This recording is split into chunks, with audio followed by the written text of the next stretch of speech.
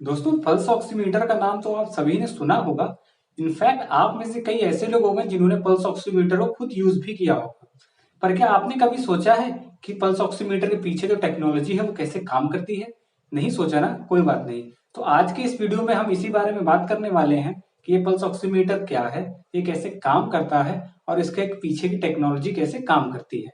नमस्कार दोस्तों, मेरा नाम है तरुण और आप सभी देख रहे हैं टेक्निकल बिट्टू यूट्यूब चैनल।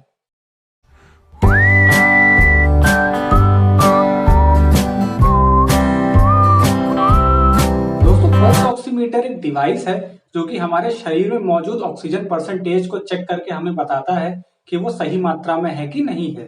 अगर मैं इसकी साइंटिफिक डेफिनेशन की बात करूं तो वो इस प्रकार है कि pulse oximeter is a device which is used to measure the saturation of pulsating oxygen in our blood. ये तो थी दोस्तों बात कि पल्स ऑक्सीमीटर क्या होता है। चलिए अब हम बात करते हैं कि ये काम कैसे करता है। दोस्तों, इसकी वर्किंग बड़ी सिंपल है। पल्स ऑक्सीमीटर जो डिवाइस होता है वो कुछ इस टाइप का होता है। हमें क्या करना होता है, सिंपल से अपनी एक फिंगर लेनी होती है और वो उसके बीच में रख देनी होती है। 2-3 सेकंड के बाद ये कैलिब्रेट करता है अपनी कैलकुलेशन और हमको अपनी डिजिटल स्क्रीन में बता देता है कि हमारे शरीर में मौजूदा SpO2 कितना है, यानी कि सैचुरेशन ऑफ पल्सेटिंग ऑक्सीजन का परसेंटेज कितना है। और उसी हिसाब से हम अपने आप को देखते हैं और ये जज करते हैं कि हम हेल्दी हैं कि नहीं है।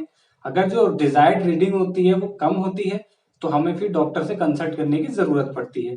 ये तो हो गई बात कि ये काम कैसे करता है। अब चलिए हम बात करते हैं इसके पीछे की टेक्निकल मैकेनिज्म में कि जो टेक्नोलॉजी यूज हुई है वो किस टाइप से काम करती है। लेकिन उस पर जाने से पहले मैं आपके कुछ बेसिक कॉन्सेप्ट क्लियर कर दूं जिन्हें समझने के बाद आपको ज्यादा आसानी हो जाएगी पल्स ऑक्सीमीटर की वर्किंग को और अच्छे से समझने के लिए। दोस्तों, जैसा कि आप सभी जानते हैं कि हमारी बॉडी में ब्लड होता है। पर क्या ये आप जानते हैं कि हमारी बॉडी में जो ब्लड होता है वो कुल 7 लीटर ब्लड होता है?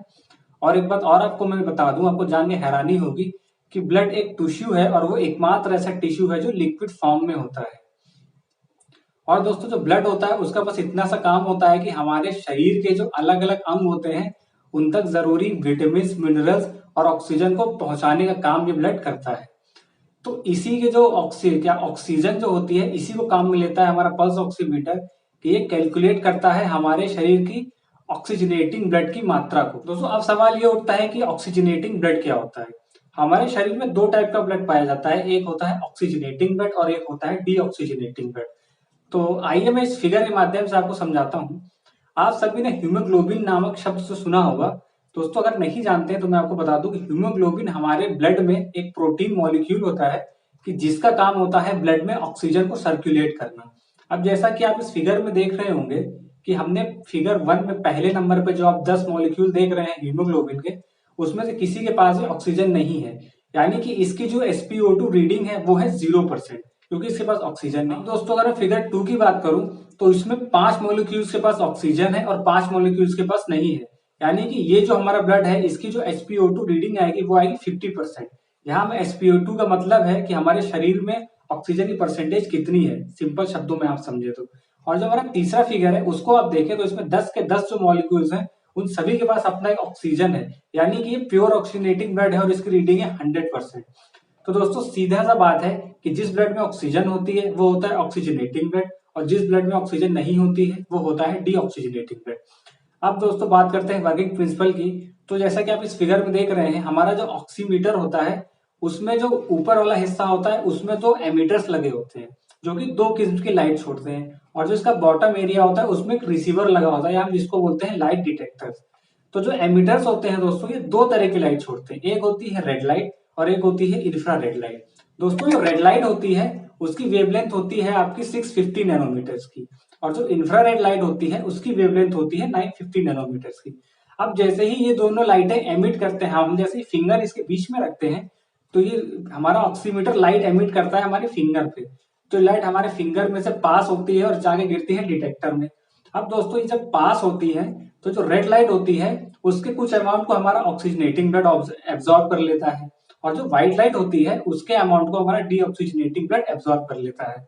अब इसमें जो सर्किट बोर्ड होते हैं ये अपनी कैलकुलेशन करते हैं, कैलिब्रेशन करते हैं। तो इस तरह से करते हैं कि जितनी अमाउंट की लाइट हमने एमिट करी और कुछ एब्जॉर्ब हो गई और बची हुई लाइट हमारे डिटेक्टर पे आके हिट करती है, तो इसका कैलकुलेशन लेता है और वो एक रेशियो निकालता है कि amount of absorbing light of in oxygenating blood and amount of absorbing light in deoxygenated blood, इनका जो रेशियो आता है उसकी कैलकुलेशन के बाद हमको हमारी डिजिटल स्क्रीन पे एक रिजल्ट मिलता है जो कि होता है परसेंटेज ऑफ SpO2 यानी कि saturation of pulsating oxygen in our blood.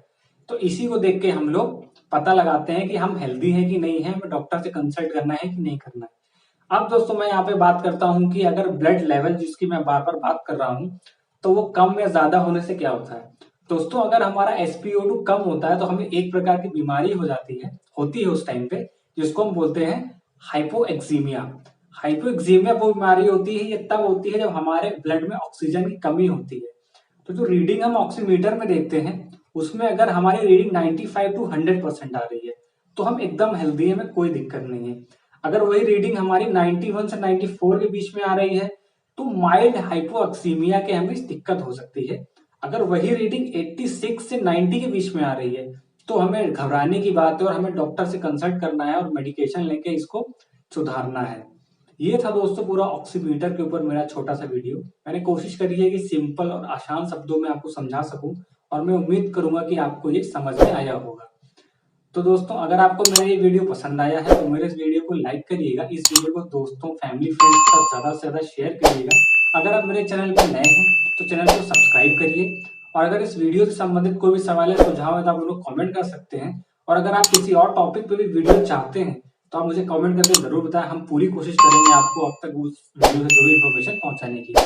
आज के वीडियो में बस इतना ही, फिर मिलेंगे अगले वीडियो में, तब तक के लिए नमस्कार, जय हिंद।